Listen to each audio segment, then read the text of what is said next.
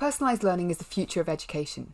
Personalisation can come in many different forms, but in this video I'm going to show you a simple, scalable strategy that you can use to improve accessibility to your learning and teaching resources. This strategy is driven by students' needs and preferences, so let's take a look. Let's say your class are going to be working from a text-heavy document. For some learners, this will be overwhelming and inaccessible in this format shown here. As teachers, we need to take a pause before distributing any learning resources to ensure they've not been created with the teacher in mind, but instead the student. The most important factor affecting people with dyslexia is colour contrast.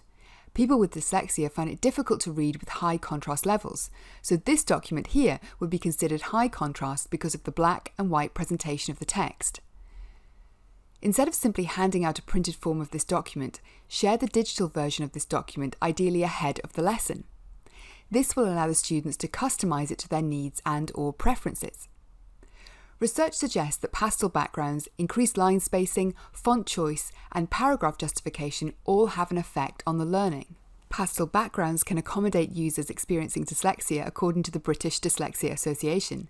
So as the teacher, you could demonstrate to the class a way that they can self-regulate and personalise the resource. You could record your screen to demonstrate how the students can do this, like this. By clicking on Design and then Page Colour, the student can, should they wish, select a colour that best suits them. They will need time to experiment with this. Students can also adjust the line spacing, font and font size. They can also use a screen reader app such as this one available on the Chrome Web Store so that the text can be read back to them.